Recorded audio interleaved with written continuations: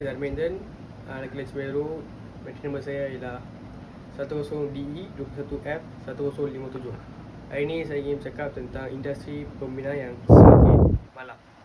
Yang pertama ialah di Petaling Jaya, Persatuan Kontraktor Binaan Malaysia iaitu MBAM menyangkakan industri pembinaan terus mengalami kesukaran pada tahun 2019 berikutan industri hartanah yang perlahan pada masa itu.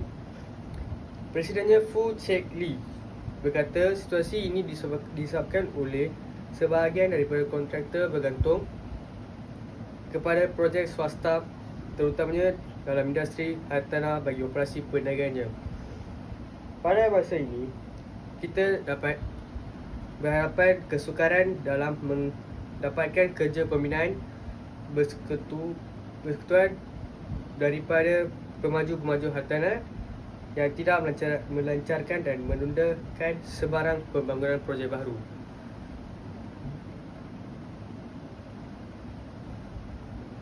Beliau juga telah berkata, perkara ini seperti mana yang kita tahu berpunca daripada kesukaran pemaju hartanah yang menjual unit hartanah masing-masing berikutan isu perumahan yang ketat daripada pihak bank dan pihak kerajaan dan juga situasi ekonomi yang tidak menentu.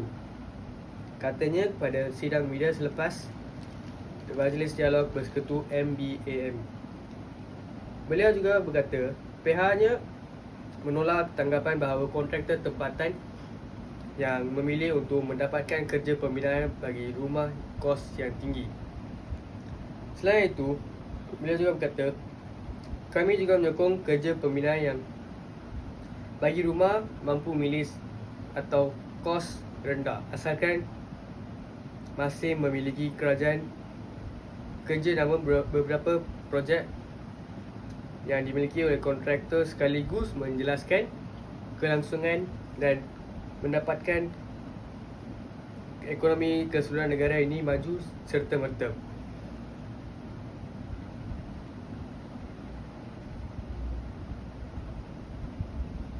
Menurutnya juga kontraktor tempatan yang menunggu pemberian kerja baru kepada mereka kerana kebanyakan kerja mereka yang kini sedang berlangsung bakal akan habis atau lengkap dalam tempoh setahun ataupun setahun setengah dari tahun ini. Mereka juga telah bercakap, kami memahami bahawa kerajaan berhadapan dengan isu kewangan, namun mereka menganugerahkan pakej projek skala kecil kepada kontraktor-kontraktor dengan pelaksanaan projek itu melanjutkan untuk tempoh jangka masa yang panjang. Selain itu, beliau juga telah berkata langkah ini sekurang-kurangnya boleh membantu kontraktor kecil terus bersaing demi mengelakkan mereka tiada kerja. Berikutan kepada kontraktor tempatan yang terdiri daripada syarikat perusahaan kecil dan sederhana iaitu PKS. Manakala syarikat besar juga boleh meninjau dan mendapatkan projek di luar negara, katanya Presiden Foo Chek Lee. Ini semualah merupakan salah satu faktor yang menyebabkan industri pembinaan kini semakin malang. Assalamualaikum. Nama saya Muhammad Hamzah bin Muhammad Syafi'i dan nombor notik saya adalah 10DE 21F 1047. Kali ini saya akan membentangkan bahagian saya, iaitu Malaysia telah menubuhkan sebuah lembaga dalam industri pembinaan menerusi Akta Lembaga Pembangunan Industri Pembinaan pada tahun 1994, iaitu Akta 520, iaitu Lembaga Pembangunan Industri Pembinaan. Lembaga ini ditubuhkan untuk menjalankan fungsi-fungsi berkaitan industri pembinaan. Terdapat beberapa fungsi-fungsi yang penting dalam lembaga tersebut. Antaranya ialah memaju dan menggalakkan pembangunan, pembaikan dan pengembangan industri pembinaan. Yang seterusnya, memaju dan menggalakkan pembangunan terdiri dalam beberapa aspek. Yang pertama sekali, dapat meningkatkan kadar penduduk dalam negara dengan pembinaan bangunan-bangunan seperti kondominium, rumah pangsapuri dan sebagainya. Seterusnya, yang kedua adalah pembaikan. Aspek ini merujuk kepada membaik pulih bangunan-bangunan yang lama kepada yang baharu. Hal ini dapat menarik perhatian pelancong dari luar negara untuk melihat keindahan infrastruktur bangunan tersebut, dan akhirnya pembangunan industri pembinaan juga dapat mempadatkan sektor bagi sebuah negara dalam industri pembinaan. Sekian, itu saja daripada saya. Terima kasih. Nama saya nama saya Beti Suran Nagaraja. Nama matrik saya 10 DEE 21F 1012. Hari ini saya ingin membentang tentang industri pembinaan. Dalam industri pembinaan terdapat banyak kepentingan yang membawa kepada peningkatan peluang pekerja, seperti peningkatan perniagaan. Kepentingan projek pembinaan boleh membantu meningkatkan bilangan peluang pekerjaan yang tersedia kepada pekerja dalam projek tersebut. Anda juga boleh meningkatkan kadar pekerjaan. Seterusnya, meningkatkan taraf hidup penduduk dengan membina bangunan baharu seperti kondominium dan pangsapuri. Ini akan membolehkan penduduk meningkatkan kualiti hidup mereka lebih daripada tahap yang selesa. Pelancongan adalah industri penting dan pembinaan bangunan ikonik akan membantu meningkatkan kadar lawatan pelancongan. Menara Kembar KLCC Petronas dan Menara Condong di Teluk Intan, Perak adalah dua contoh sedemikian. Kebanyakan orang tidak mempunyai rumah. Harga rumah meningkat akibat spekulasi tanah dan hartanah. Spekulasi ini telah menaikkan harga, menjadinya lebih sukar bagi orang ramai untuk membeli rumah. Jadi kerjasama kerajaan harus membina rumah dalam kos yang rendah supaya rakyat-rakyat yang berpendapatan rendah dapat memiliki sebuah rumah atas hartanah sendiri mereka. Di samping itu, mengingatkan taraf painting, building, wiring dan landscape construction juga dapat meningkatkan kadar inovasi dan kreativiti pelajar. Perkara ini akan membantu mereka mempelajari dan meningkatkan tahap kemahiran pada awal usia mereka. Akhir sekali, negara berkembang maju. Aspek ini dapat meningkatkan ekonomi negara dengan membina bangunan yang dapat mereka cipta sejarah seperti bangunan PNB 118, Merdeka Tower, Menara Kembar Petronas KLCC Twin Tower dan Menara Exchange 106. Terima kasih. Sejahtera, saya dari Mainten, dari Politeknik Seberang Perai, dan saya belajar bidang kejuruteraan elektrik dan elektronik. Okay. Saya ingin bertanyakan beberapa soalan kepada Arvin.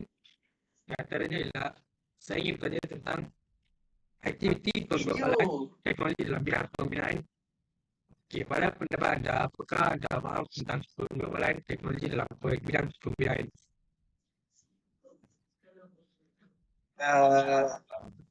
Sejahtera Darmin, nama saya Adil. Saya dari Politeknik Seberang Perai. Saya baca bidang kejuruteraan elektronik komunikasi. Saya faham tentang penggubalan teknologi dalam bidang perbinaan adalah satu sistem yang canggih dalam meningkatkan lagi kualiti dan produktiviti projek binaan. Okay, terima kasih Arvin. Okay, selain itu, pada pendapat anda, pernahkah penggubalan ini menjadi satu kejayaan dalam bidang pembinaan dalam negara kita? Setahu saya, terdapat berbagai kejayaan. Antara salah satu ialah pembinaan menara berkembang Petronas pada tahun 1996. Jadi ialah memang merupakan satu kejayaan yang besar bagi negara Malaysia. Okay, terima kasih Arvin. Okay, sebelum menghabiskan waktu, saya ingin bertanyakan soalan terakhir.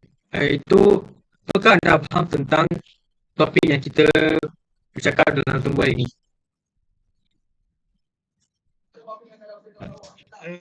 Sebelum menghabiskan daripada temuan, saya faham bahawa pengorbanan teknologi dalam bidang pembinaan memang satu perkara yang baik dan memang diperlukan untuk memajukan sebuah negara. Okey, terima kasih Arwin untuk penjelasan tadi dan terima kasih sekali lagi sudi memberikan masa untuk tumbuhan ini. Nama saya adalah Gati Ihsan. Nama anda kamu adalah?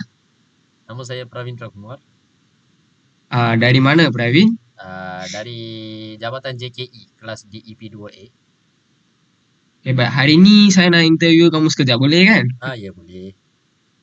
Okey. Terima kasih ya. So, soalan pertama adalah, pada pendapat saya, industri pembinaan masa pandemik COVID-19 menghadapi masalah pekerja. Adakah anda tahu kenapa masalah itu berlaku? Ya saya tahu. Okey. Saya tahu tentang masalah tersebut. Dengan pandemik COVID-19 ini, negara kita tidak dapat mengeksport atau mengimportkan tenaga buruh dalam industri pembinaan. Oleh itu, negara kita juga telah ditinggal jauh dalam sektor pembinaan tersebut. Baik, you tahu yang banyak tentang semua. Okey, soalan kedua adalah, mengapakah pekerja-pekerja yang telah diimport oleh negara Malaysia kita tidak mencukupi kemahiran dalam sektor pembinaan ini? Okey, baik. Jawapannya adalah pekerja-pekerja tersebut bersusah payah datang ke Malaysia untuk meningkatkan sesuatu kemahiran dalam sebuah industri. Salah satunya adalah industri pembinaan. Dan mereka juga tidak beberapa pandai dalam hal beroperasi mesin. Terima kasih Pravin. Dan soalan terakhir, adakah anda ada cadangan untuk meningkatkan tenaga buruh dalam negara kita? Okey, cadangan saya bagi meningkatkan tenaga buruh dalam Malaysia adalah dengan memberikan pendidikan dan kemahiran industri yang secukupnya kepada penduduk rakyat negara sendiri kita agar mereka dapat meningkatkan buruh yang mahir dalam industri pembinaan tersebut. Okey, baik. Terima kasih Pravin untuk membahagikan masa kamu. Okey, sama-sama. Terima kasih. Itu saja. Bagi rumusan, perkembangan teknologi dalam bidang industri pembinaan di Malaysia sememangnya sudah berada pada tahap yang tinggi, tapi mereka kurang menggunakan teknologi baru. Dalam Malaysia, mereka baru memberi perhatian kepada teknologi pembinaan baru ini. Oleh itu, kami baru dapat meningkatkan pembinaan kita lebih canggih dan kuat. Selain daripada itu, dalam industri pembinaan mempunyai banyak masalah seperti buruh yang kemahiran yang rendah. Pada pendapat kami, industri pembinaan adalah industri yang salah satu penting dalam Malaysia dan kami perlu juga memberikan perhatian kepada itu sebab ia akan juga menentukan masa harapan kita. Itu saja dari perkumpulan kita. Terima kasih.